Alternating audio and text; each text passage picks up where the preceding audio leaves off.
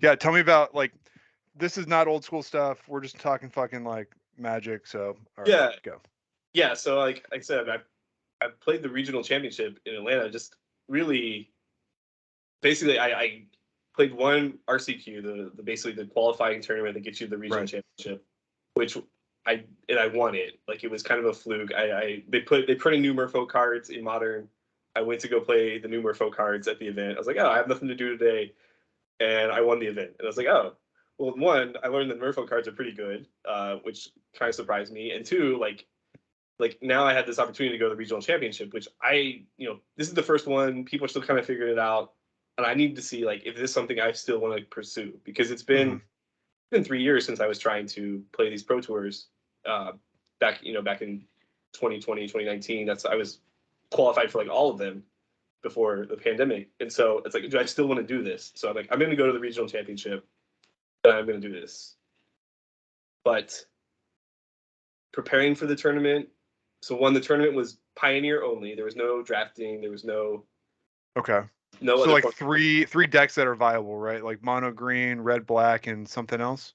You got white. Lotus Field, or okay, yeah. There's like 5 or 6 decks, um, but I had connections from my time on the pro tour before, and so I got in with a group that was working on it. They were mostly just working on mono green, but it was like a good experience of testing. But it was also like Pioneer really sucks. I would never recommend anybody to play it. But beyond that, it was like the tournament itself had such a bad structure where it was 9 rounds on day one, which is Hmm. standard. But then they were only doing like 3 rounds on day two, and then the top eight. So And it was like, why are you how do doing? they get a clear cut after like Well, because nine they plus because three? they did the cut would be like at X and 2 or whatever instead of at X and 3 or whatever you would normally expect for like Okay. a bigger event. And so they announced that, and people were like literally at the player meeting, people were like tweeting like, "This is insane! How are they doing this?" Like the one in Europe, it was happening the same weekend with maybe like 200 fewer players, had 15 full rounds. It was 9 and 6, like a normal Grand Yeah. Prix. Yeah. Yeah. No, yeah. Normal stuff. And here they're like, oh no, we're not going to do that. But they ended up somehow changing it during the player meeting from whatever it was going to be like 9+2 to 9+4 or 9+3. I think it ended up being like 9+4. So maybe it went from 9+2 to 9+4. They added at least 1 or 2 rounds. It still was not what you wanted. You still wanted to have 6 rounds to Right. have a normal thing, and it's like, why are they doing it this way? Like what's the point? And the point was that they wanted to finish the event by the time that the DreamHack hall was closing, which is where they were having it. And I was like, well, if you can't if you can't run your tournament the way you want to because of the place you're at, like, why are you doing it here? Like, why are you tying yourself to DreamHack if you can't put on a good tournament? And that's Well, been the big complaint. didn't DreamHack win the contract for the to host, right? Yeah, Okay. and they did that, but then like I have a blog post on this. If you go back and look, it's like I forget what it's called. I'll find it and link it in there so I Yeah, can some other some yeah. mute vaults in Atlanta. But it's like it felt like they didn't. It felt like the magic part of DreamHack felt sort of separate from the rest of it. Yeah. It also felt like DreamHack was kind of like embarrassed about it because we were like in a separate room, like of the thing. There was like the main hall, and of all that you could see the magic vendors, and there were some tables for like the side events. But then the main tournament, the regional championship, Hmm. was in another room. And they're like, oh, it's too loud if you have that in the main room or whatever. I was like, I don't know, man. These people playing StarCraft over here, like Yeah. it's pretty It's loud fine. in DreamHack. Yeah. Like, oh well, it's dark. I don't know. It just did not feel like DreamHack cared that it was there, and it didn't feel like Magic was getting any benefits from DreamHack because they couldn't get people to come look at it because it was hidden in another room. So Yeah. I don't really know why that's the case. Like, what is it? Are they saving on like convention center fees because now they don't have to rent it? They can save it, bundle it in with the rest of the hall. I don't know. It did not feel very great. And then, like I said, it was Pioneer only. They didn't have enough rounds. Um, and I went 0-4. Separate story. Like, didn't test very well. Picked a wrong deck. Whatever. Went 0-4. But I was like, all right, I'll play the next day because they had a big super RCQ the next day to qualify for the next regional championship. Sure. was like, sure, That's I've got out this way too. Yeah, it's like San Francisco or something. yeah. Yeah, I think it is out there because the Pro Tour is in Dallas, right? And then the Pro Tour is in Philly, and then I think the next regional championship is Dallas, and then maybe the next Pro Tour is in San Francisco. I don't know. I listened to one like modern Mm. magic podcast, and it's the one with Ross Miriam, and I've met him a bunch of times. He used to live in Dallas. Tannen? Is it Tan and Tannen? Grace, yeah. Yeah, I think he's in Austin now, but yeah. I thought he moved to like Alabama or something. I don't know. No, Whatever. he's Yeah. from Louisiana, and then he's back in Austin now. I saw him at the regional championship, and we Got it. talked. Okay. Yeah. Yeah, but so yeah, it was like, okay, I'll go play this next day Super RCQ. It's like 9 rounds. There's like prize in top 30, like top 32 gets like gets money, and like top 16 or top 8 would qualify for the next regional championship, which is like, oh, that's fine. Like I'll Yeah. play this. I played a different deck this time. I went what 6-2-1. I had a draw, which Okay.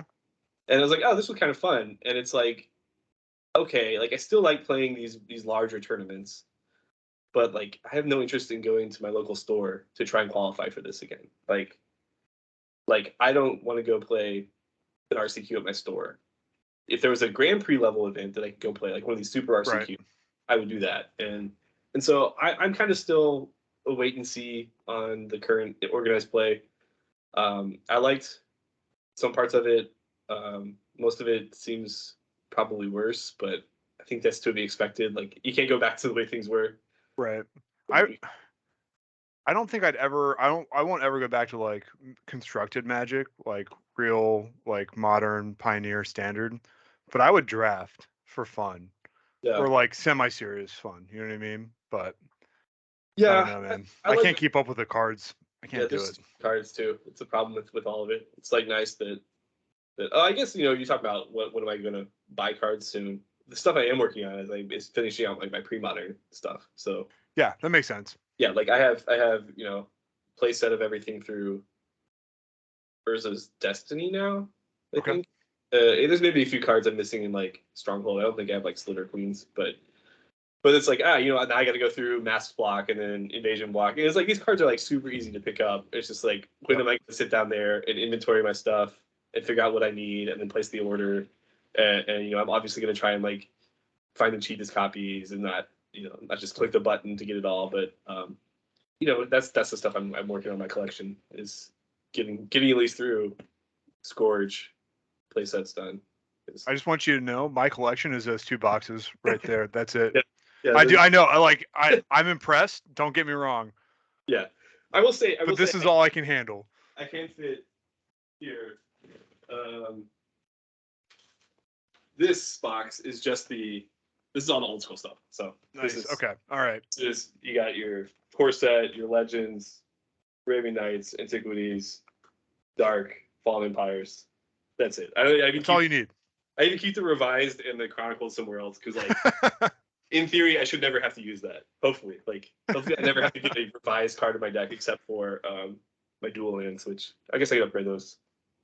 You gotta like what I use. I love playing fourth and revised because we play like a lot of ante, but like low stakes ante, right? So like I'm starting a league soon, and we're running like alpha through alliances, which is like probably like core like Eric Martin memories. Mhm. And I'm just like play fucking. You can play whatever you want. Like if you want to throw Moxes in there, I probably wouldn't, but you can. Yeah. Like I don't know. And I love it because I don't sleeve shit. I fucking riffle shuffle that motherfucker and Mhm. just one Mhm. off the top. Yeah, I definitely like having my revised and my chronicles and my fourth edition stuff. That's like if I ever need to play some fun stuff, like if I'm not trying to show off, I'm just playing a deck or I can build a second deck. It's there.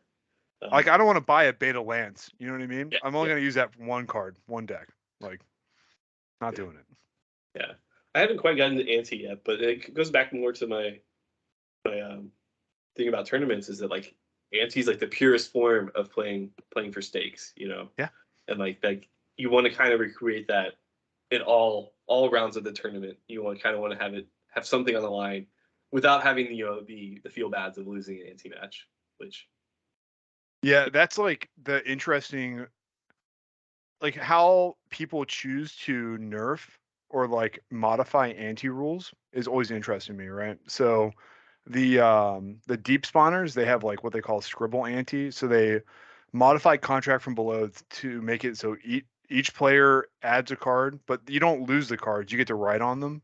So Okay. like it's kind like there's kind of some skin in the game, but like I mean, if you pulled somebody's old school deck, there's at least 3 cards in there probably that have like everybody's signature on them, right? So like I don't think that's like that. It wouldn't bother me if somebody wrote on like even my most expensive card. I'd be like, all right, whatever, fuck it.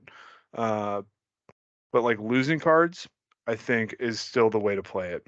Like I Yeah, I don't. think it's definitely the spirit of anti, Yeah. and at some point I probably will try and build an anti deck and just kind of figure out like, do I really want to buy it? What I really want to buy, just figure it out so I can do that. But um, I get it, and it makes a lot of sense. But I think that people are going to that because sometimes you're playing tournaments where there's nothing on the line, and it's like let's go back to like putting something on the line. Maybe people will get that joy again. Because I think there's people in old school that don't like tournaments and never want to play tournaments. But I think there's a lot of people in old school that do like tournaments and are not afraid to say it, but like they don't like the Sure. way the tournaments currently are, so they don't think they like tournaments, if that makes sense. Yeah, they haven't found their ice cream flavor, right? Yeah. If ice cream is tournaments, they haven't found their rocky road. I agree. Like I am not a good or nor very competitive player, so I'm okay with playing like for nothing, right? Mhm. But I still like in my mind, I'm like, oh, I would enjoy playing like a tournament where something was on the line, right? Like if there was like a buy-in for it or something like that, I'd probably still go to that, Yeah, even knowing I'm gonna lose, right? Like, tournament's just like the fundamental best excuse to get people to play Magic. Because like mhm, you can have people meet up, have beers, play Magic, but that turns into like more of a hangout, and it's like also it starts being a little more political, like friends. People don't like each other. You don't invite sure, people. It's like it gets a little dicey on like just your hangouts. Whereas like you go to a tournament, you play somebody you never met before. Like yeah. That's why I like playing the Winter Derby they still. can Like, connection you yeah, never seen before, and it's just like that's the one of the benefits. And then it's like how do you make that happen and still make everybody happy? Because I'm not trying to like alienate people that don't like tournaments. Because but there's spots for them too. The bottom absolutely. half of the Swiss or whatever. That's me. Yeah. If you look at the pictures from this last weekend, you see everybody at the top 8 tables, and then you see in the very very far back because I'm tall enough, you can see me at the very last fucking table playing. So I'm like, hey, Yeah. bye. The I'll end on this because my wife's staring at me through the doorway. But Sure. Urbana was talking about the idea of like an anti format that's basically the Swiss format, like rules, but playing with EC reprint policy. Mhm. It makes it more accessible, but like to me, like if you keep the dollar amount the same or very close, it'll be. I think it'll get you to the same place, but Yeah. easier to get a hold of the cards. Yeah, I mean, I did pick this up. I did pick up a Oh, I French love it. contract. I got a bunch of revised ones sitting Yeah, around I somewhere. got 4 revised ones. I just like, and I was like, if I'm gonna play this alter anti thing, I was like, I need a black border one. I'm not gonna play a revised one, but I don't really want to buy an unlimited one because that's the start down towards like once I buy the unlimited ones, Dude, well, why should build a real anti deck? And I was like, I don't know, hold on. I have my anti deck laid out. I just need longer to put the money together to put it together now. So that's all there is. Like I've watched a bunch of people play it, and now I'm like kind of like I know that it's like heroin. Like as soon as I try it, I'm gonna be like, yep, Yeah, here we go. yeah. I'm kind of putting it off. If I had like dual lands already, I would probably do it or with it. But That's the hump. If you have the unlimited chaos orb, the dual lands are the hump. Everything else is whatever. yeah, I have a beta orb I bought because when I went to Italy for the WinCon, they Yeah. were they weren't allowing CE, and so my orb was CE, and I was like, well, I might as well get a real orb. And I was like, well, I found a beta one that was like reasonable price. And like, well, this is probably better than like, because I don't want to have a white border orb. Like I have my CE orb, it's black border. Dude, I get it. I get it. I got a really good deal. Claudia gave me a really good deal on a unlimited one, so I bought an unlimited one from her. But I get it. The beta ones, like, they just look so nice. Yeah, yeah. All right, now I for real have to go though. All right. All right, we will. I will message you. We will talk about this tournament thing. Write Yeah, your blog post, and we'll come back on. You can just explain to me the math and why it makes sense. yeah. Sounds good. All right, dude. I'll All see right. you. Talk to you later. And I gotta figure out who to stop. There it is.